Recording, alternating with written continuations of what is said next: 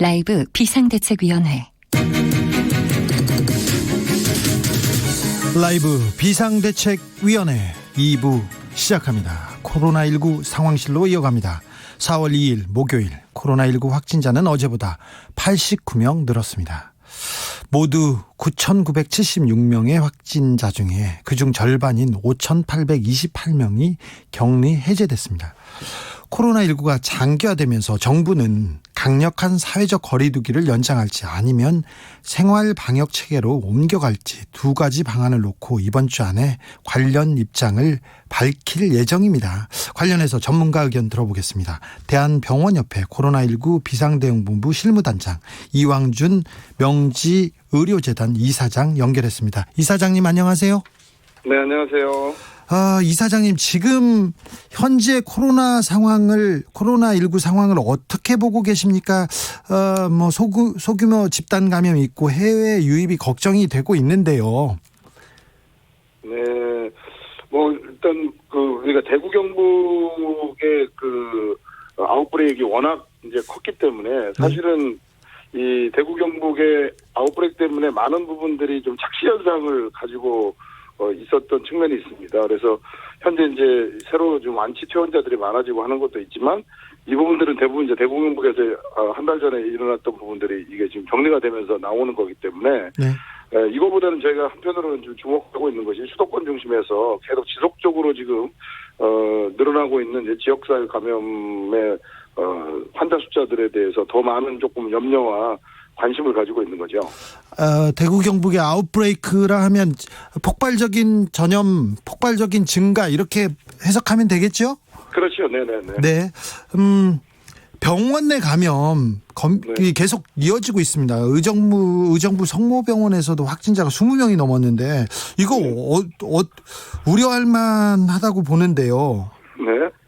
가장 저희가 염려했던 상황들이 이제 시작이 되고 있다고 보고 있습니다. 예. 저희가 병원협회에서도 좀 이에 대한 이제 새로운 국면에서의 대책들을 논의하고 있고 또 이거에 대한 정부의 어떤 협조와 국민들의 또 협조를 지금 부탁을 하려고 하고 있는데요. 네.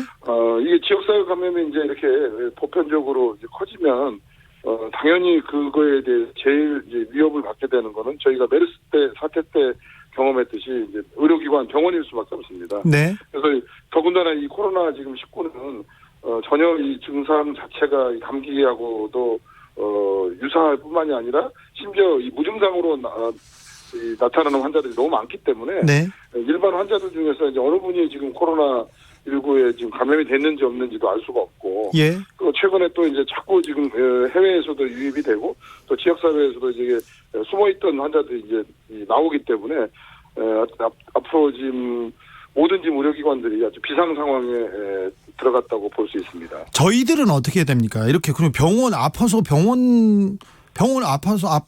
병원에 안 갈 수도 없고요. 그리고 지금 움직이면서 저희가 생활을 하면서 뭘 조심해야 되고 어떻게 조심해야 집단 감염을 피할 수 있습니까? 그럼 집단 감염이 됐고 저희가 이제 이 사회 지역사회 감염을 어쨌든 줄이기 위해서 지금 강력한 그동안 한 3주 4주 동안에 이제 사회적 거리두기를 했지 않았습니까? 예. 하지만 그럼에도 불구하고 지금 수도권에서는 지역사회 감염의 전체적인 흐름이 그냥 그 상황에서 젖어들기보다는 계속 이제 완만하게 지속될 수밖에 없는 좀 상황이고 그런 의미에서 이제 중장기전을 대비할 수밖에 없는 상황인 거죠. 예. 그래서 의료기관은 한편으로는 지금 이 코로나 환자들을 치료하는 기본적인 이런 방역 트랙하고 또 일반 환자들을 진료해야 되는 그 일반 진료 기능의 그 트랙을 지금 동시에 운영해야 되는 그런 상황에 이제 처해 있고요. 그러다 보니까 이 환자들이 섞이지 않게 하는 것도 좀 중요하지만 사실상 지금 어쨌든 본인도 모르고 또는 증상이 열이 나거나 이런 호흡기 증상이 보이지 않는 그런 증상이 명확하지 않는 환자들을 어떻게든지 선별적으로 저희가 걸러내서 일반 환자와 앞으로 이 코로나를 예견할 수 있는 그 예방 대책을 동시에 갖고 가야 되는 상황에 놓여 있습니다. 그래서 진짜 의료기관들이 그 어느 때보다도 지금 긴장된 상태고요. 오히려 지금 2달 전, 한 달 전의 상태보다도 모든 의료기관들이 지금 초비상에 걸려 있다고 해도 과언이 아닙니다. 네, 두 달째 지금 긴장 상태인데 초비상이라니 좀 의료진들의 건강도 좀 걱정이 됩니다. 몸 챙겨가면서 일하십시오. 네네. 이사장님, 저기 네. 사회적 거리두기, 그래 사람 안 만나고 어디 공공장소 안 가고 놀이 안 가고 거기까지는 하고 있어요. 손 씻으라고 해서 손 잘 씻고 있습니다. 근데 얼굴 안 만지는 건 너무 힘들고요. 네. 어떻게 하죠? 지금 좀 약간 실생활에서 좀 필요한 정보 조금 주세요.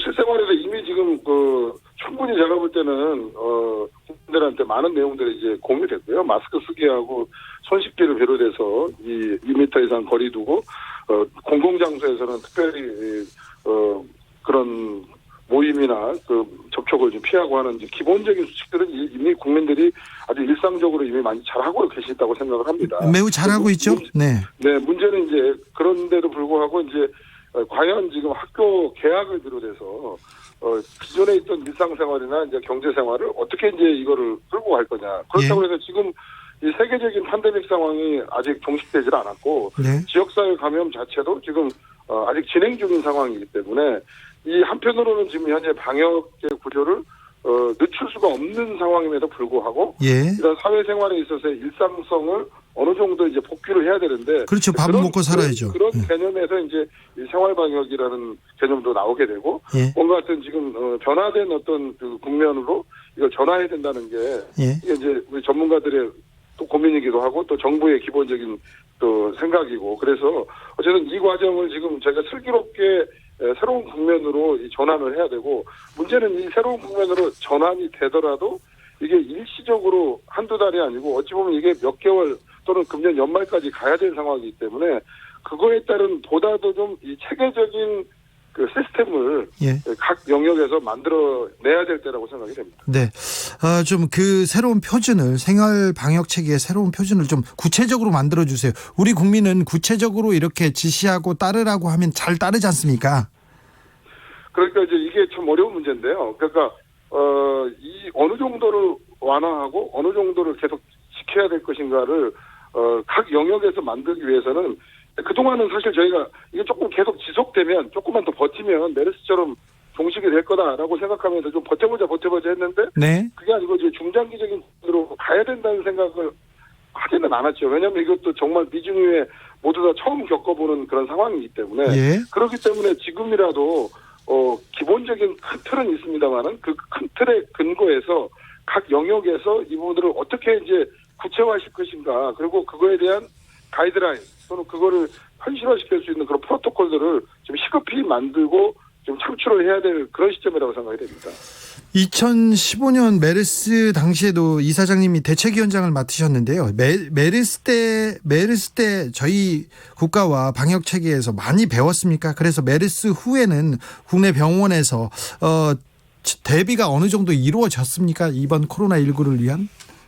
그러니까 이제 이번에 저희가 다른 나라보다 그래도 상대적으로 좀 잘했다. 그리고 초기 방역에서 무너지지 않고 그래도 지금 우리가 수용할 수 있는 캐파 안에서 초기 좀 혼란은 있었습니다만은 그래도 우리가 수용할 수 있는 그 전체 수용 능력 안에서 어느 정도 지금 이 전체 의료 시스템을 끌고 나갈 수 있었던 거는 정말로 그 메르스 때 워낙 우리가 예방주사를 크게 맞았고 예. 그때 의료기관 일선에서부터 또 질병관리본부나 이 모든 지금 이 방역 체계에 이르기까지 그거를 다 경험했기 때문에 그게 하여튼 초기에 바로 작동되면서 이번에 그래도 상대적으로 조금 수월하게 이제 초기 방역을 해왔다고 생각해요. 근데 그거는 지금까지의 한 2달, 석 달간의 과정이고 지금부터는 메르스 때도 겪어보지 못한 경험입니다. 이제 메르스 때도 지금하고는 상황이 이제 완전히 다른 거죠. 지금은. 네.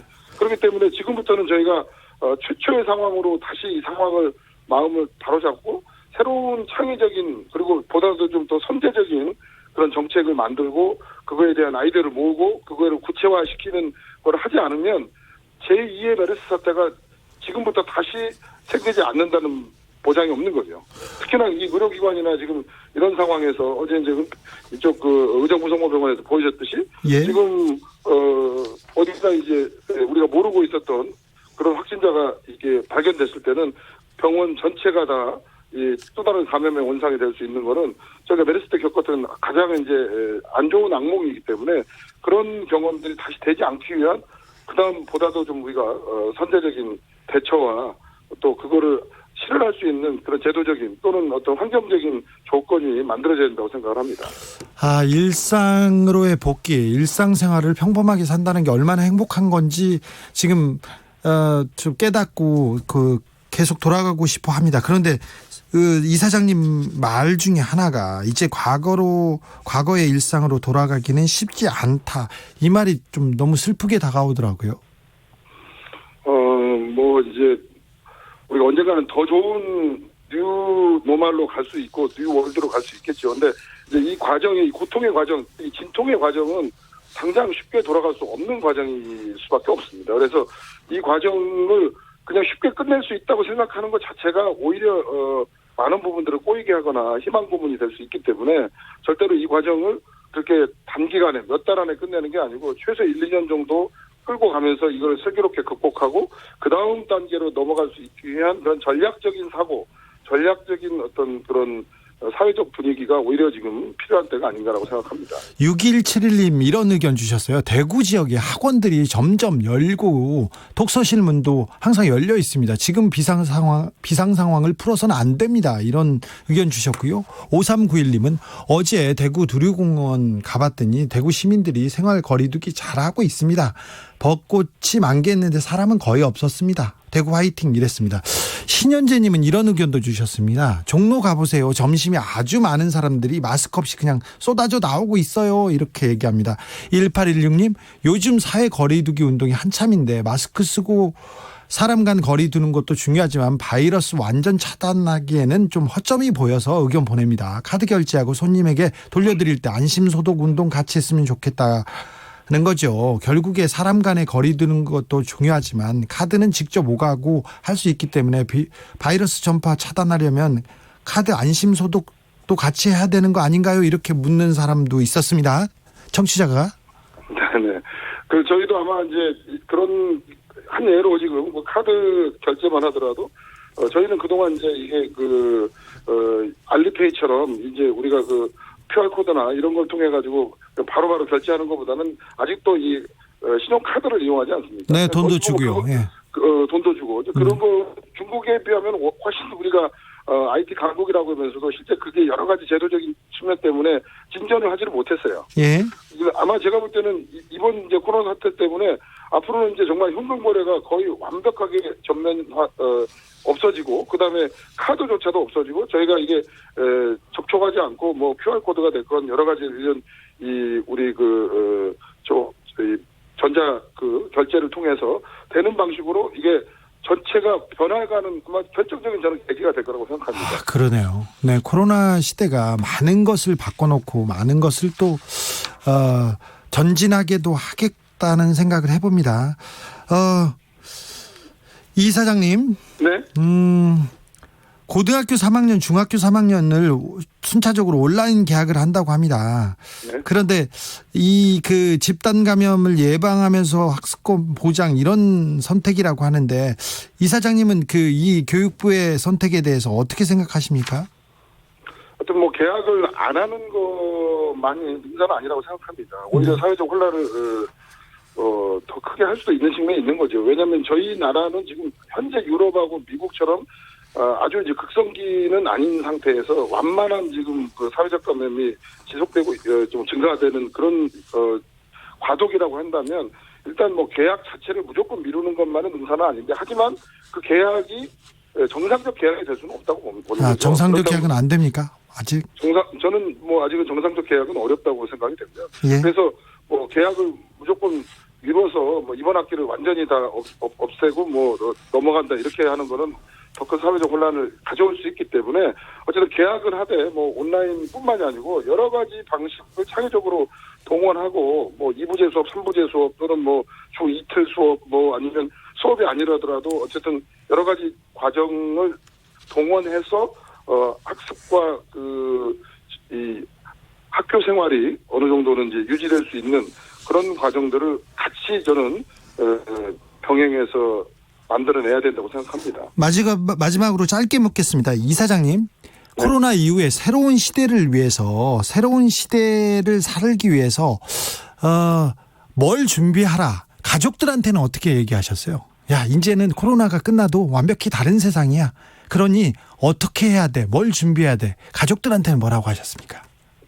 저는 뭐 이제 개인적인 문제를 떠나서 오히려 이제 사회적 관계에 변화들이 있고 경제적인 관계도 변화가 있을 거기 때문에 그 변화가 우리가 의도하지 않은 어찌 보면은 객관적인 상황에서 주어진 그 변화잖아요. 이건 뭐 우리가 인류사나 문명사에서 봤지만 뭐 전쟁이라는 과정도 있었고 뭐 무슨 이런 전염병 사태도 있는 거고 또는 아니면 기술적인 발전이 가져오는 그런 사회적 변화들이 모든 개개인의 삶과 그다음에 사회적 관계를 변화를 강요합니다. 근데 그런 그 변화를 강요하는 상황에 대해서 이거를 수동적으로 저항하거나 이거에 대해서 부정적인 생각만 해서는 이 문제를 해결할 수는 없는 거고 네. 그 흐름을 빨리 이해하고 그 다음 상황에서 우리가 적극적으로 좀 더 그걸 능동적으로 그리고 좀 창의적으로 어떻게 대응할 것인가라고 이제 생각하는 그런 태도와 자세가 오히려 문제를 더 흔들리지 마세요. 이런 의견도 보내셨습니다. 라디오 정보센터로 갈까요? 조진주 씨. 21대 총선 공식 선거운동 첫날 여야 모두 시장 상인들을 만나며 선거운동을 시작했습니다. 여당은 코로나19 사태 극복을 위해 힘을 실어달라고 했고 야당은 정부가 남탓만 한다며 심판을 강조했습니다. 코로나19 사망자 가운데 60%는 집단 발생과 관련 있고 70대 사망자 1명을 제외하고 모두 기저질환을 앓고 있던 것으로 조사됐습니다. 병원 및 시설에서 감염된 사례가 가장 많았다고 방역당국이 밝혔습니다. 코로나19 확진자가 잇따라 병원이 폐쇄된 상태인 가톨릭대학교 의정부 성모병원에서 오늘 확진자가 6명 더 나와 모두 25명으로 증가했습니다. 전수조사 대상이 아닌 퇴원 환자와 보호자가 확진되면서 추가 확산이 우려됩니다. 서울시가 내일부터 서울 거주 해외 입국자에 대해 전원 코로나19 진단검사를 실시합니다.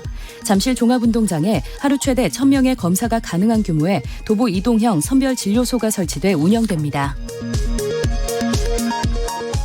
정부의 자가격리 조치를 어겨 사법 절차가 진행 중인 사례가 모두 52건으로 나타났습니다.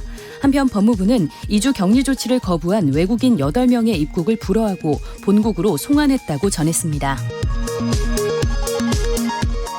한국은행이 무제한 돈풀기를 개시한 첫날인 오늘 시중에 5조 원대 자금을 공급하기로 했습니다. 한은은 첫 입찰에서 5조 2,500억 원어치의 RP, 환매 조건부 채권을 매수했습니다. 한국과 미국이 올해부터 적용할 방위비 분담금 협상이 잠정 타결됐다는 소식이 정부 일각에서 잇따라 나온 가운데 외교부는 아직 협상이 합의에 이르지 못했다고 밝히고 협의를 계속해 나갈 것이라고 밝혔습니다. 지금까지 라디오 정보센터 뉴스였습니다.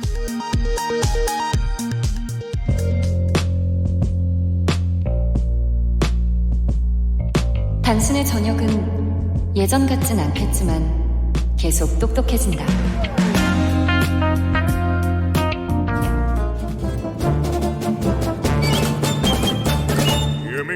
여기도 뉴스 저기도 뉴스 빡빡한 시사 뉴스 속에서 가슴이 답답할 때 뇌 휴식을 드리는 시간입니다. 한 주에 한 권 맛있는 책을 만난다. 책의 맛. 김갑수 문화평론가 어서 오세요. 네, 안녕하세요. 정선태 국민대학교 글로벌 인문 지역대학장님 어서 오세요. 네, 안녕하세요. 김갑수 선생님은 연애하실 때 마음에 드는 분 앞에서 계속해서 얘기하셨죠. 한 3시간 정도. 그래야 되는 줄 알고. 네. 그게 연애인 줄 알았죠. 상대가 듣는 줄 알고. 네. 왜 내 아픈 과거를. 네. 그러면 지적인 얘기를 쫙 하면 온갖 현란한 얘기는 다 하지. 그렇죠. 말도 안 되는 예. 얘기. 음악부터. 클래식부터. 그걸로 그래서 성공 꽤 했어요. 아, 그렇습니까? 예. 드물 경우지만. 정선태 교수님은 어떠셨어요? 저는 수줍어서 아무 얘기도 못했습니다. 책 얘기는 하셨을 거 아니에요. 책 얘기하면 이렇게 그냥 바로 따라올 것 같은데요. 글쎄요. 그렇진 않았나요? 그러니까 남자 쪽에서 모자란 듯 해야만 상대의 마음을 살 수 있다는 걸 깨달은 때가 50이 넘어서였어요. 그래요? 큰일 났네요. 지난주에 제가 그 두 선생님의 이야기에 빠져서 책 이야기에 빠져가지고 그래서 이번 주 책 얘기를 청취자분들께 못했어요. 이번 주 두 선생님께서 그 선정한 책은 크리에이티브한 삶을 위한 한 달 진보주의자 되기입니다. 크리에이티브한 삶을 위한 한 달 진보주의자 되기. 제목은 별로 마음에 안 듭니다, 저는. 아주 뭐 작고 얇은 책인데요. 네. 100페이지 좀 넘습니다. 조그맣고 사이즈가. 네, 근데 이 문고판처럼 네. 만들었는데, 제가 보기에는 작지만 아주 강력한 메시지를 담고 있습니다. 그럼요. 여기 책의 맛에 나오는 책들이 보통이 아닙니다. 그리고 왜 이 책을 골랐는지 책을 잡으면요 금방 알게 됩니다. 김갑수 선생님 어떤 책입니까? 이거는 그 아주 좀 유치한 접근법을 취하는 게 좋을 것 같아서 네. 우리가 뭐 드러난 학력 갖고 얘기하고 배경 갖고 얘기하면 좀 우습잖아요. 네. 근데 저는 이 책은 그렇게 얘기하고 싶어요. 그렇게요? 잠깐 짧게 얘기해 보면 네. 책 제목이 한 달 진보주의자 되기잖아요. 네. 이 책의 저자 김재준 교수는 네. 서울대 경제학과를 나와 프린스턴에서 박사학위를 한 그리고 아주 알려진 미술품 컬렉터이면서 스스로 작품을 만드는 화가이기도 하면서 르네상스형 인간형으로서 집안이 매우 부유하다고 알려져 있습니다. 네. 경제학을 공부하셨네요. 네, 그런데 이 사람의 이 생각은 나는 좀 좋은 논문도 쓰고 싶고 창조적으로 살고 싶고 예술을 애호하는 그런 사람인데 네. 생각을 많이 굴려보니까 결국 진보적이라고 평가되는 그런 방향으로 가게 되더라. 결국은. 예. 그리고 진보적인 관점을 가져야만 예술도 또 삶에 대한 자각도 또 자부심도 그래서 인생을 크리에이티브하게 하는 데는 흔히 말하는 진보 보수의 구분에서 진보라는 것이 핵심이었구나라는 깨달음을 아주 쉬운 문투로 써내려간 얘기입니다. 서울대 경제학과 출신 중에 이렇게 생각하는 사람이 진짜 드문데요. 그러면서 여기 하나 더 보탠 거는 자기가 집안 흔히 말하는 자기가 금수저라는 거예요. 네. 금수저니까 자연스럽게 보수고 우익이고 이런 식으로 생각을 해왔대요. 네네. 근데 내가 그럴 이유가 뭐가 있었지? 이러면서 자각에 이르는 과정을 자문자답 스스로 질문을 던지고 답변을 하는 그런 내용으로 쭉 구성이 되어 있어요. 네, 아주 잘 말씀해 주셨는데요. 정말 뭐 부잣집에서 금수저, 뭐 자신은 은수저쯤 된다고 얘기하는데 보수적인 그 태도로 삶을 살다가 어느 날 예술에 관심을 기울인 모양이에요. 예.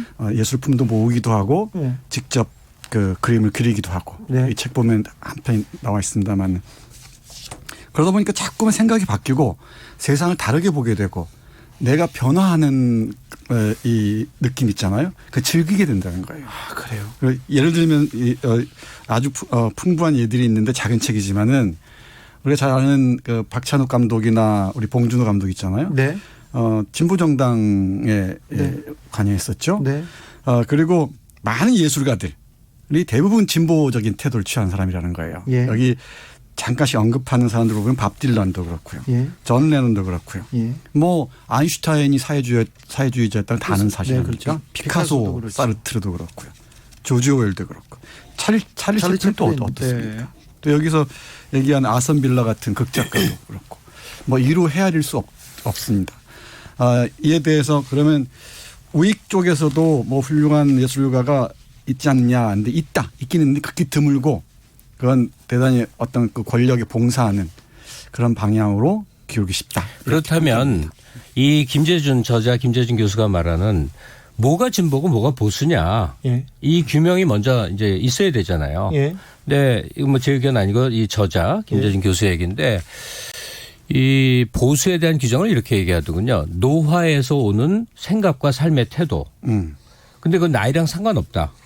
10대, 20대여도 의식이 노화하는 사람들이 있다. 네. 그게 보수주의라는 것이고, 뭐 진보는 거기에 있어서 각성된 그 반대편이라고 이제 설명을 합니다. 네. 정신적으로 늙고 낡으면 그리고 기존 관념에 사로잡혀서 다름을 인정하지 않으면 그게 보수다 이렇게 규정하더라고요. 맞습니다.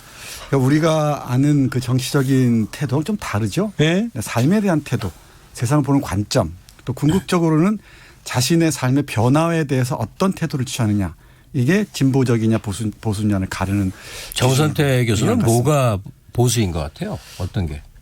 저는 생각해 본 적이 별로 없는데 극적 극우가 아니면은 네. 저는 이 좀 흘러다니는 편이긴 합니다만은 제가 보기에도 변화를 두려워하는 사람들이 보수주의자인 것 같아요. 왜냐하면 지킬 게 많으니까. 그렇죠. 저도 생각을 해보니까 이거더라고요. 인간의 본능을 수긍하고 인정하는 태도가 보수주의자로 가는 길이에요. 힘의 우열, 네. 뭐 재산의 이 다과, 많고 적음, 뭐 학벌의 많고 적음을 인정하는 거야. 그래서 힘이 있거나 재산이 많거나 사회적 우위에 있는 사람이 더 많은 걸 누릴 수 있는 걸 인정을 한다. 네. 그리고 인류의 역사는 한 번도 진보한 적이 없다. 그때 시기마다의 서열 구조 속에서 사람들은 정해 사는 것이다. 이게 이제 보수주의 순환론인데, 네.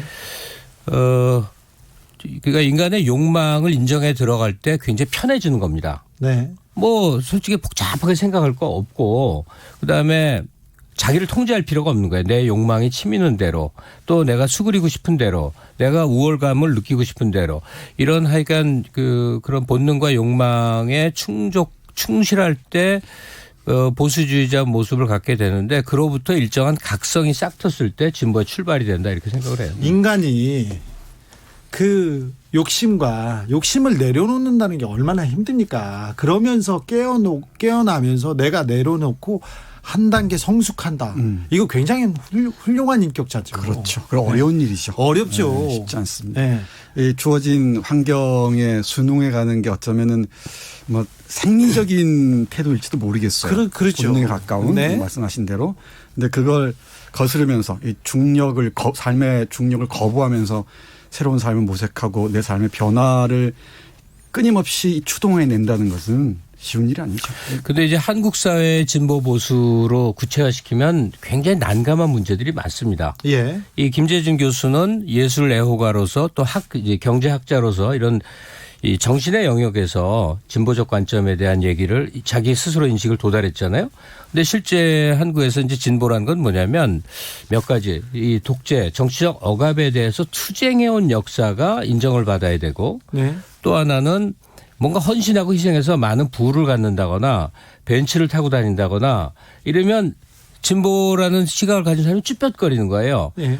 자기 딸이 명문대를 가기 위해서 수시 준비를 열심히 해갖고 스펙을 많이 쌓게 하거나 이러면 진보는 안 되는 것처럼 돼 있는 거예요. 네. 이 한국 사회 특징이에요. 돈을 벌어도 좀 부끄러운 일 돈이 많았어도 안 되고 네. 이런, 사실은 이게 굉장히 왜곡된 건데 한국 사회에서는 진보라는 태도에게 굉장한 헌신과 엄청나게 윤리적 태도와 또 금욕주의를 금욕과 뭐 이런 게 요구되는 것처럼 돼버리는 게 하나 있어요. 그건 좀 이게 편견이죠. 편견에 지금 사로잡힌 편견도 편견이지만 우리 한국 사회에서 이 정치계를 중심으로 해서 이 진보적인 사람들에게 씌운 프레임 또 네. 올가미가 아닐까 싶어요. 아니 근데 이게 우리나라만 그런 건 아니어서 제가 굉장히 좋아하는 베르나르 앙리 레비라고 기억나세요? 인간의 얼굴을 한 야만. 예. 몇 년 전에 그 사람 그럼에도 나는 좌파다라는 네. 책을 이제 써서 내가 굉장히 열심히 하고 서평도 쓰고 그랬었는데, 이 앙리 레비가 프랑스 지식사회에서 유럽에서 되게 유명한 사람인데 어떤 경로로 보니까 무지하게 조롱받는 사람이었어요. 앙리 레비가. 그래요? 예. 이 사람은 영화 감독도 하고 철학자이고 뭐 엄청나게 많은 저술을 쓰고 존경받는 사람 아니었습니까? 예, 대통령하고 아주 모든 네. 대통령하고 친하고 사르코지하고 무지하게 싸웠지만 그런 관계인데, 왜냐하면 이 사람은 너무 멋쟁인 거야. 일단 잘생겼어. 와인 같은 거 전문가야. 네. 자동차 광이에요. 돈도 많고. 예, 돈도 많아. 네. 아니 처가가 엄청 부잣집이에요. 그리고 영화 감독이에요. 이 학자인데. 네, 학자인데 하고 싶은 거 다 하고 살았잖아요. 그러니까 네. 프랑스 내에서는 이게 너무 잘난 사람이 좌파 진보 이러니까 막 되게 싫은 거야. 그래서 마구 조롱하고 비난하는 분위기가 형성돼 있는 게, 특히 좌파 진영 내에서. 좌파 진영에서요? 아니 저 상대편은 말할 것도 없지만 네. 좌파 진영 내에서 이 돌아가신 정운영 교수라고 생각나요? 네, 알죠. 그분이 와인 애호가예요. 어마어마. 그 사람이 정말 좌파거든요. 마크시스트예요. 아니 마크시스트인데 네. 좌파는 아닌 것 같아요. 자기가 좌파라고 했는데 그분을 그렇다고 쳐. 근데 네. 그분이 와인 애호가라는 게 얼마나 조롱거리였는지 생전에. 네. 이제 그 한국 사회 그런 그러니까 가난하고 핍박받던 시절에 잔영이 영원히 남아 있어 갖고 네. 그냥 삶의 태도 중에 하나로 선택지가 아니라 너무나 많은 전 존재적인 희생을 요구하는 게 좌파처럼 진보처럼 돼 있고 진보당의 그 대통령 후보였던 권영길 선생이 있습니다. 그분도 기자 출신인데 파리 특파원을 했어요. 그래서 파리에 가가지고 싼 와인을 물보다 싸더래요. 그래서 한 잔씩 한 잔씩 하다가 와인의 맛에 빠졌어요. 그 이후에도 와인 먹고 싶은데 와인 먹으면 사람들이 손가락질 한다고 해서 숨어서 드시고. 맞아. 아니 그 더 권영길 선생은 또 처가가 어마어마한 재력가예요. 부자예요. 그래서 그렇게 네. 비난을 받았다니까. 네. 살림살이 나아지셨습니까? 그랬는데 알고 보니까 부자예요.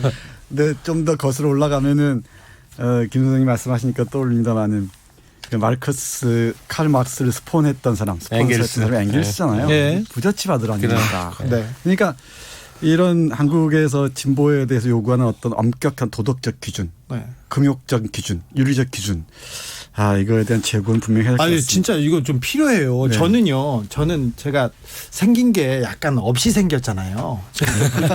그래서 어머님이 그랬어요 저한테. 너는 그래서 옷은 좀 잘 입어라. 근데 제가 어머님 얘기를 하나도 안 듣는데 그 말은 좀 새겨 듣습니다. 그래서 좀 옷을 좀 단정하게 입으려고 하는데 제가 검찰에 끌려가고 경찰서에 끌려가잖아요. 그럼 주진우 뭐 입었네. 그게 기사로 떠요. 너무 막 손가락질해가지고요. 그러니까 네. 차도 벤츠고.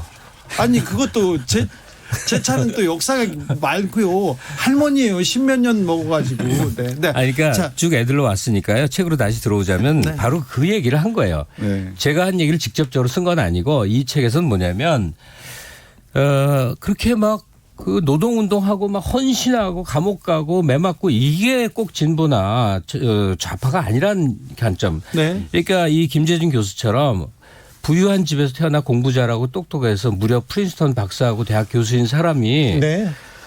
자신의 그 삶을 풍요롭게 하기 위해서 많은 생각을 하고 노력을 해보니 이게 진보였구나. 네. 그러니까 이 세상에 잘난 사람들 중에 네. 진보이게 한국에서 진보이가 꺼림칙한 분들이 이 김재준 교수 얘기를 한번 들어보시라고. 그러게요. 저는 제목을 봤더니 크리에이티브한 삶을 그 부제니까 위한 안 읽어도 돼요. 네. 한 달 진보저이다. 되게 딱 봐도 이게 선뜻 안 왔는데 지금 선생님들 얘기를 보니까 제가 지금 선생님 책 뺏고 싶어요. 지금 가실 때 줄 치는 책이요. 네. 드릴게요. 네, 감사합니다. 네. 쉽게 얘기하면 창의적인 삶. 네. 내가 미처 몰랐던 나를 만나는 삶. 네. 그런 삶을 위해서 한 달만 진보적인 태도로 한번 살아보자. 한 달만 생각을 좀 바꿔보자. 네. 네. 그러면 어떻게 달라지는지. 특히 여러 가지 방법이 있을 수 있겠지만은 예술을 가까이 하면 특히. 그렇죠. 예술 작품을 가까이 하다 보면은 그런 변화들이 나도 모르게 찾아온다는 네, 거예요. 네. 이 책의 문장을 보면은 예술을 하면 나도 모르게 진보가 되고 예술 행위를 하다 보면은 또 감상을 하다 보면 진보가 되면 세상이 다르게 보이고 창의적이 된다. 진보와 창의성이 이렇게 관계를 맺으며 순환한다는 것을 자신이 직접 경험했다. 네. 저분 네. 갑자기 의자를 땡겨 앉아서 듣고 싶네요. 읽어보고 싶죠. 네, 읽고 근데 싶습니다. 김재준 교수 얘기를 한마디 또 보탤 게 있는데 세상에는 희한한 종류의 사람이 있습니다. 네. 모르는 게 없고 안 쓰는 책이 없는 사람 있죠. 김갑수죠. 에이, 난 그럴래다가 아무것도 안 되고 제일 우리나라에서 제일 심한 사람 보면 영남대 법학과의 박홍규 교수님. 네. 한 100몇십 권의 책을 낸 사람인데 네. 역사서, 철학서, 오페라 전문서. 스펙트럼이 진짜 넓어요. 그런데 다 또 엉터리가 아니야. 하나같이 또 좋습니다. 제가 그분처럼 많이 읽었는데 어쨌든 이 머리에 어떻게 이렇게 뭘 많이 집어넣지 하고 놀랐는데 이 김재준이가 아니고 네, 아니요, 이 김재준 교수가 그런 사람이에요. 히브리어, 그리스어 네. 언어 10몇 개 하죠. 외국어를 아주 잘하고요. 한 8개 이상 한다 그러죠. 그리고 예술에 대한 감시가는 물론이거니와 최근에 베냐민 번역학이라는 그 괴상한 책. 기이한 책을 썼는데 정말 세상에 없는 그 책을 괴상한 책. 봤습니다. 네. 정말 재밌어요. 구경하기 아주 좋습니다. 예. 네. 지금 청취자들의 의견이 지금 쏟아지고 있습니다. 5383님 두 분의 시간은 정말 폭넓고 깊이 있게 배우는 느낌입니다. 두 분 존경합니다. 저의 최애 코너입니다. 사익길님 나는 보수인가 진보인가 중도인가 어느 곳에도 속하지 않는 것 같아. 그런 분들이 이 책 읽으면 될 것 같아요. 이님, 인류는 끝없이 진보한다. 네, 그러길 바랍니다. 조용원님, 보수와 진보는 정치인들이 만든 거라고 생각해요. 꼭 그런 건 아닙니다. 조용원님, 섬섬처녀님. 한국 사회의 진보와 보수는 서양에 가면 둘 다 똑같이 보수 아닌가요? 이 지적도 뭔지 알겠죠? 조금 이따 대답해 주십시오.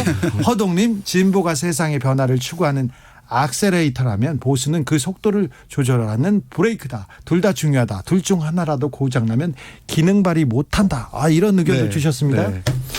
제가 대학교 들어와서 바로 나는 진보구나라고 깨닫고 평생이 이제 진보 연했어요. 그랬어요? 조롱은 많이 받았죠. 네. 네가 무슨 진보냐, 음악 듣고 맨날 그런 놈이. 근데 하여간 그랬어요. 그 이유가 뭐냐면 매우 단순한 데 있는데 진보가 멋있는 거라.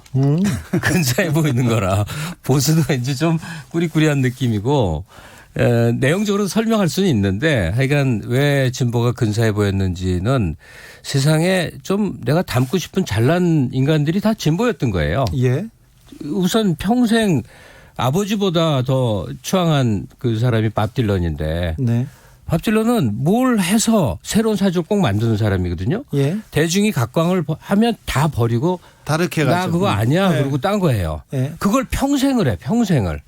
그러니까 이게 참 폼나는구나. 그렇죠. 혁명 이후에 편안한 삶을 버리고 장관 자리를 버리고 밀림으로 가지 않습니까? 네. 체계바라. 맞습니다. 예. 이 진보적 태도란 제가 보기엔 다르게 바라보기, 다르게 살기라고 일반적으로 얘기할 수 있을 것 같은데 네. 우리 청취자분께서 말씀하셨듯이 크게 보면은 대체로 이 진보가 엑셀레이터라면은 사회 변화를 또 자신의 삶을 추구하는 보수가 브레이크가 돼야 맞습니다, 그게. 근데 우리는 한국 역사에서는 진보와 보수의 뭐랄까요, 대결이 대단히 비생산적인 방향으로 치닫는 경향이 있습니다. 특별히 우리나라에서는 네. 우리나라 정치 구도에서는 그렇죠. 네. 네. 그러니까 저는 어느 쪽이냐면은 어떤 때는 대단히 보수적이기도 하고요. 어떤 때는 대단히 진보적이기도 하고. 예. 그런 어떤 이 태도, 자세의 변화가 자유자재로 이루어질 때 그때 비로소 진보적이 아닌가 그런 생각도 해요. 네. 그렇죠. 갑자기 진짜 또 추억 돋네.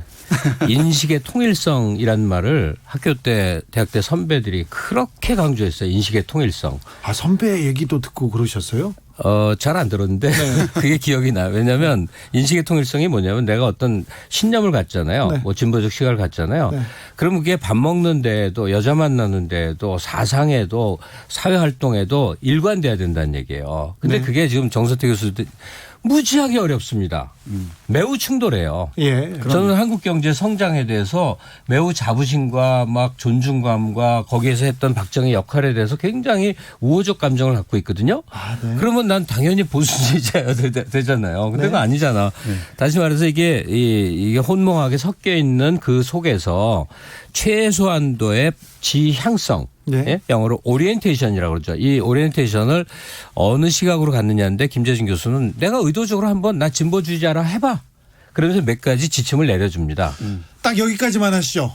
그리고 읽어야 되겠습니다. 제가 저 책은 꼭 읽어보겠습니다. 한 달 진보주의자 되기였습니다. 다음 주 책 읽어주세요. 다음 주에는 존 러스킨의 예. 나중에 온 이 사람에게도. 존 러스킨 나올 때 됐습니다. 네. 네. 오늘 여기까지 하고 김갑수 문화평론가 정선태 교수님 여기서 보내드리겠습니다. 감사합니다. 네. 네, 고맙습니다. 6871님 진보는 진보하지 말아야 하고 보수는 수고하지 말아야 할 듯요. 올바른 얘기입니다. 김갑수 평론가의 추천곡입니다. 평생 진보적으로 살았던 데이빗 보이의 Let's Dance 들으면서 두 분 인사드리겠습니다. 감사합니다. 네. 감사합니다. Wild color lights up your face.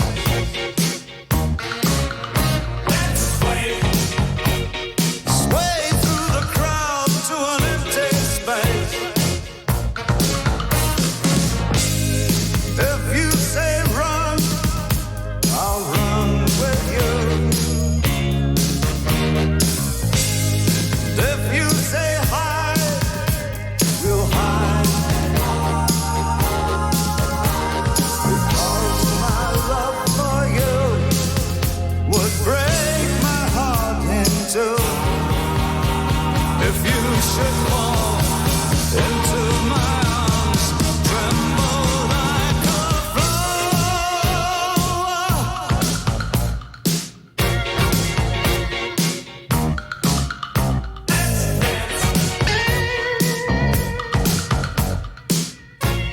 교통정보센터로 가겠습니다. 오수미 씨. 네, 이 시각 교통정보입니다. 퇴근길 정체 속에 사고 등 돌발 구간 지나실 때 더욱더 주의를 기울여서 운행을 해주셔야겠습니다. 광주 대구간 고속도로 광주 쪽으로 동남원 부근 2차로에 승용차 단독 사고가 났습니다. 수습을 하고 있고요. 중앙고속도로 부산 가는 길로도 군위 분기점 부근 1차로에 사고 여파가 남아 막힙니다. 더 가서는 대저 분기점에서 삼락까지 차들이 많아 밀리고 있고요. 고창 담양간 고속도로 담양 쪽으로는 장성 1터널 2차로에 승용차가 고장으로 서 있습니다. 평택 제천간 고속도로 평택 방면으로도 충주 분기점 1차로에 고장난 승용차가 서 있어서 각 구간 잘 살펴서 이동을 하시기 바랍니다. 중부고속도로 남이 쪽으로는 진천터널 부근에서 서행으로 지나가고요. 반대 하남 쪽 만남의 광장 휴게소에서 하남까지 2km 밀립니다.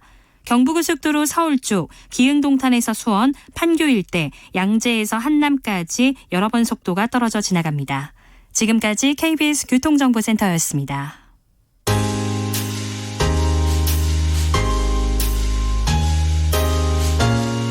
당신의 퇴근길, 야근길, 학교길, 정처 없이 걷는 길, 그 모든 길에 변함없이 함께합니다. KBS 1라디오 라이브 비상대책위원회.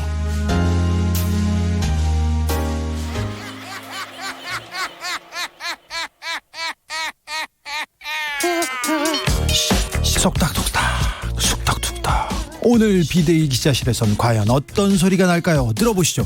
기자들의 수다. 라이브 비데이 기자실을 찾은 오늘의 기자는 아주경제 사회부장 장용진 기자입니다. 어서 오세요. 네, 안녕하십니까. 기다리고 있었습니다. 네. 내가 이거 물어보려고 기다렸습니다. 언론과 네. 검찰, 그 흑막이 좀 있어요. 그 검은 유착이죠. 이거 있습니다. 그리고 사실 장용진 기자도 검찰하고 협업하기도 하잖아요. 전혀 안 했다고 보기는 어렵죠. 네, 사실 그 몇 건 같은 경우에 과거에 뭐 솔직히 말씀을 드리면은 제가 과거 그 홈쇼핑 비리 관련해 가지고 네. 취재하는 중에 네. 모 검사가 이실직고 해 또. 네, 또 이실기도 다 하죠. 그래서 머뭇거리지 말고. 그래서 네. 자기가 뭐 이걸 같이 우연히 보니까 같이 하는 것 같은데 네. 좀 서로 돕자라고 해서 도왔던 적이 있어요. 네. 근데 그렇다고 하더라도 그렇죠. 내가 검사와 이거 일을 같이 하기 때문에 너 감옥에 보낼 수 있어? 이런 얘기는 제가 상상을 해본 적이 없어요. 장영진 기자도 그렇고 저도 그렇고 터프하고 취재 세게 합니다. 그런데 이거는 선을 넘어도 한참을 넘었습니다. 그래서 이거는 검언 유착이라기보다 검언 일체, 검언 동체 이런 식으로까지 얘기를 할 수 있을 것 같은데요. 검사의 그 심부름을 하는 것처럼 보여요. 그러니까 사실 어떤 분은 그런 얘기를 하더라고요. 용역을 받아가지고 일 처리를 하고 있다. 네. 하청업자인 것처럼 활동을 하고 있다라는 그런 식으로 얘기를 했습니다. 그러니까 글쎄요. 피의자, 감옥에 있는 피의자를 연락을 해가지고 당신이 그 유시민 이사장에 관련된 비리, 현 여권 관련 비리를 실토하지 않으면 당신 가족들 전부 다 감옥에 보낼 수도 있다. 기자가요? 예, 그런 얘기를 했다는 게, 저는 듣는 순간에 너무나도 놀랐습니다. 이게 이런 얘기는 과거에도 제가 들어본 바가 없어요. 네. 물론 과거 어떤 선배들이 내가 거의 수사를 같이 했지 이런 식으로 무용담을 하는 선배는 제가 많이 봤는데. 아니 그러면 너 뭐 말 안 듣고 말을 안 도와주면 감옥에서 썩을 수 있어 이렇게까지는 했는데 그런 사람들까지는 그럴 수 있잖아요. 그렇죠. 그런데 가족을 쳐넣을 이거는 좀 그렇잖아요. 그러니까 사실 우리가 가족만큼은 건드리지 말아라 이런 얘기를 많이 하는데 지금 이 사건에서는 이번에 공개된 이 사건에서는 그 채널A 기자가 그 유시민 이사장과 관련된 비리를 실토하라 그러면서 이철 신라젠 대표 이제 감옥에 있는 분이죠. 네. 이분하고 접촉을 해서 너 이 부분에 대해서 네가 많은 걸 알고 있는 걸 우리가 이렇게 알고 있으니까 제대로 불지 않으면은 가족들이 모두 털릴 수 있다. 재산 날라가는 건 물론이고 가족들이 모두 감옥에 갈 것이다. 다만 우리랑 협조를 하고 수사에 협조를 한다면 내가 딜을 할 수 있게 자리를 깔아주겠다. 이런 얘기를 했다고 하죠. 이런 얘기를 편지로 감옥에 있는 사람한테 편지로 보내요? 이거 엄청난 위협이죠. 그러니까 편지는 아마 좀 그런 식은 아니었던 것 같고요. 네. 편지는 좀 수위가 낮았는데 네. 이 이제 이철 대표 측이 이 편지를 받고 좀 불안했던 모양이에요. 그래서 그렇겠죠. 자신의 지인을 통해서 이 기자를 직접 접촉해 보라고 했던 모양입니다. 근데 네. 그 접촉하는 자리에서 이 기자가 이렇게 얘기를 했다고 하죠. 아, 네. 뭐 그 당시 접촉했던 내용들이 고스란히 녹음이 됐던 것이고 그 네. 녹음된 내용들이 이번에 보도가 된 겁니다. 주요 내용이 뭡니까? 자, 말씀을 드렸듯이 유시민 이사장을 비롯한 현 여권 실세들이 지금 신라젠과 관련해 가지고 여러 가지 비리를 저지른 것을 알고 있다. 네. 당신은 꼬리 자르기에 악용된 것으로 안다. 그러니까 다 털어놔라. 네. 여기서 잘 털어놓으면은 가족들이 감옥에 가는 것은 막을 수 있다. 그러면서 현직 검사장과의 녹취록을 제시를 해요. 그러면서 녹음 파일도 들려줍니다. 그러면서 뭐 우리가 자리를 잘 깔아줄 수 있다. 내가 이 사람들하고 무척 친밀하다. 예. 이런 얘기를 하죠. 그리고 당시 검사장과의 대화를 담은 녹취록의 내용을 보면은 그래요. 언론이 먼저 이것을 터뜨려주면 검찰이 수월하게 수사를 할 수 있다. 기자하고 지금 검사장과의 지금 그 녹취록인 거죠? 그렇죠. 네. 거기 심지어는 그런 얘기도 해요. 만나보겠다. 만나봐라. 그래서 그 만나면은 어떤 얘기를 해봐라. 이 사람들은 아마 가족, 그러니까 이제 기자가 그런 얘기를 해요. 이 사람이 지금 가족 때문에 되게 걱정을 하고 있는 것 같은데 이 부분에 대해서 좀 얘기를 해보겠다라고 하니까 이 검사장이 그렇게 얘기를 합니다. 일단 만나봐라. 만나봐서 얘기를 좀 들어보자.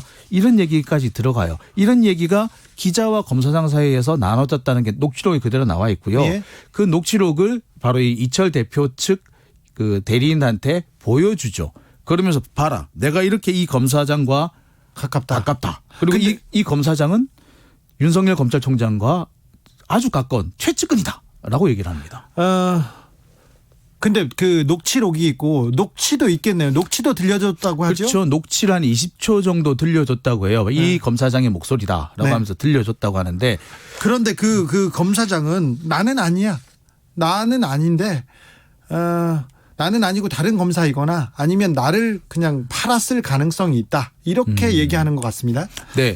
지금 뭐 이 이철 대표 측 그 관계자가 그런 말을 했죠. 한모 검사장이라고 이제 이름을 공개를 했어요. 어느 정도까지. 예. 윤석열 검찰총장 측근 중에 한 씨는 딱 한 사람밖에 없죠. 네, 네. 누구나 아는 사람인데. 부산에 계신 그분인데. 네. 예. 이분은 지금 그렇게 얘기해요. 나는 그런 얘기 한 적이 없고 그런 녹취록을 만든 적이 없다. 얘기를 한 적도 없다. 그 예. 사람하고 통화한 적도 없다고 합니까? 라고 얘기를 하죠. 자, 그런데 이 이철 대표 측 인사는 그런 얘기를 합니다. 내가 죄송합니다. 몰라요. 몰라. 예, 한모 검사장. 몰라 검사. 뻔했네.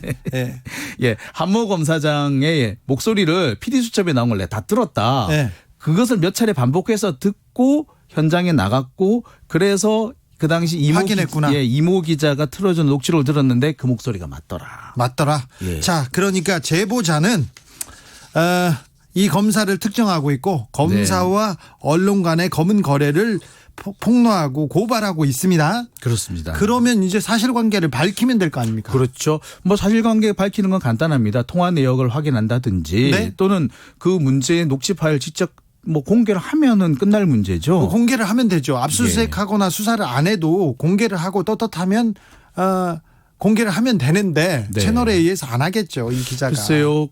이거는 좀 해야 될 문제 꼭 하지 않으면 안 될 것 같은데. 아니요. 검찰에서도 수사 안 할 거리요. 안 할 걸로 보입니다. 네. 아마 검찰에서 빠져나갈 수 있는 논리는 있죠. 이것이 직접적으로 범죄에 연루됐다라는 근거가 없다라는 식으로 얘기를 할 겁니다. 근데 사안의 중요성을 좀 따져보자면 지금껏 검찰의 피해 사실 공표 얼마나 많은 피해자를 만들었습니까? 그리고 여러 사건에서 검찰이 흘리고 언론이 써서 확대 재생산한 후 나중에는 그냥 책임지지 않는 그런 일이 얼마나 많았어요. 그래서 이 시대에 우리 사회의 고질적인 병폐 중에 하나가 검언 유착이에요. 검찰이 칼춤을 마구 출 수 있는 이유가 언론이 도와줘서 그렇습니다. 언론이 거기에 밑자락을 깔아줘서 그렇습니다. 그리고 언론이 검찰이 잘못하는 점을 브레이크를 걸어주고 비판을 해야 되는데 항상 잘한다. 마치 그렇게 하는 것이 그렇게 해왔죠. 그것이 당연히 언론이 해야 될 일인 것처럼 이렇게 생각을 해왔는 건데 이번 건 같은 경우는 단순히 그렇게 언론이 밑바닥을 깔아주는 정도가 아니라 검찰과 거의 한 몸이 돼서 공동 프로젝트를 진행하는 그런 상황이 돼버렸기 때문에 그래서 실체를 좀 밝혀야겠습니다. 그런데 이 와중에 한 현직 검사가 진실을 고백하고 나왔어요. 네, 이게 뭐냐면 대구지검에서 근무하고 있는 진혜원 부부장 검사가 네. 페이스북을 통해서 공개를 했습니다. 네. 보니까 내가 보니까 이 사건이 왜 그랬는 지금까지 나한테 왔던 어떤 사건과 비교를 해보니까 왜 그랬는지 알 것 같다라고 하면서 공개를 했죠. 그러면서 경향신문의 유모 기자와의 녹취록을 공개를 했습니다. 네, 경향신문 유모 기자는 검찰 출입이고요. 특별히 검찰총장 주변 사람들하고 매우 가까운 것으로 알려져 있죠. 그리고 뭐 소위 말하는 단독 기사도 많이 냈고요. 이상하게 거기에서 단독이 많이 나옵니다. 검찰 아니면 모를 만한 내용을. 그렇죠. 특히 이 부분들 취재력이 특출한가 봐요. 글쎄, 취재력이 워낙에 뛰어나서 그렇다라고 뭐 하는 게 좋을 것 같은데요. 예. 네. 이 대구지검 진혜원 검사 같은 경우에는 이게 내용이 감찰과 관련된 내용이었어요. 대검에서 당신을 감찰하고 있는데 혹시 아느냐? 그러니까 감찰은 아무나 아는 내용이 그렇죠. 아닌데요. 감찰은 언론에 보도된 경우에도 알려주지 않습니다. 감찰에 대해서는 우리가 공개하지 않는다. 예. 결과는 공개할 수가 있는데 감찰 진행 과정 중에서는 공개하지 않는다. 뻔히 보도가 되는 내용도 그렇게 딱 자르는 경우인데 이렇게 내가 대검에서 당신을 감찰하고 있는 거 알고 있다. 혹시 당신은 들었느냐? 무슨 내용인지 아느냐? 이렇게 따져 물었다는 거죠. 현직 검사 본인은 모르는 내용을 기자가 알고 있네요. 이런 경우는 저도 처음 들어봤습니다. 그러면서 이 검사가 나는 금시초문이다. 어떤 내용이냐라고 따져 묻죠. 그러면서 녹음을 합니다. 아, 그래요? 예, 녹음을 하니까 갑자기 이 친구가 말을 얼버무리기 시작을 해요. 그래요? 그러면서 누구한테 들었느냐, 어떤 내용이냐 말해달라고 하니까 말을 안 해요. 하하. 그러다가 전화를 끊습니다. 이것이 바로 이 녹취록에 다 내용으로 나와 있죠. 그 녹취록을 공개했습니까, 검사님이? 그렇죠. 검사님이 SNS를 통해서 공개를 했고요. 네. 모든 분들이 이제 뭐 다 알고 있게 됐죠. 네. 검찰과 언론, 검찰 출입 기자로서 좀 가끔은 좀 너무할 때가 있다 이런 생각 들지요? 반성 좀 하세요. 제가 이제 검찰에 출입을 하면서 네. 오랫동안 그 내부에 있다가 보니까 저 역시도 미처 느끼지 못했던 것을 지금 와서 되돌아보면은 이건 아니었구나라고 생각이 들 때가 제법 있어요. 검찰 출입 기자들은 검찰 출입 한 4, 5년 하면 자기네들이 부장검사인 줄 알아요. 그래서 그렇죠. 예, 평검사들 안 만나려고 그러죠. 예, 그렇게 하고 검찰 입장만 막 얘기하려고 합니다. 검찰화 됐다라고 생각을 하게 되고 어떻게 보면은 우리나라 다른 어떤 기관보다도 검찰이 가장 신뢰할 수 있는 곳 아니냐라고 생각을 하죠. 그래서 검찰을 비판하고 감시해야 된다는 본연의 임무를 잠시 망각한다고 해야 될까요? 네. 그런데 장용진 기자는 안 그렇습니다. 지금까지 기자들의 수다 아주경제 사회부장 장용진 기자였습니다. 감사합니다. 네, 감사합니다. 8313님, 오늘날 검찰은 국민들의 근심거리가 되었네요. 그렇습니다. 검찰이 바로 서야 나라가 바로 섭니다. 그런데 언론도 바로 서야 나라가 바로 섭니다. 최상규님, 검언유착은 애교예요. 이번 한이유착은 검언 범죄 행위다. 이렇게 얘기했습니다. 한이유착이라고 이 얘기까지 나왔는데 여기서 마무리하겠습니다. 퀴즈 정답은 2번 윤석열이었습니다.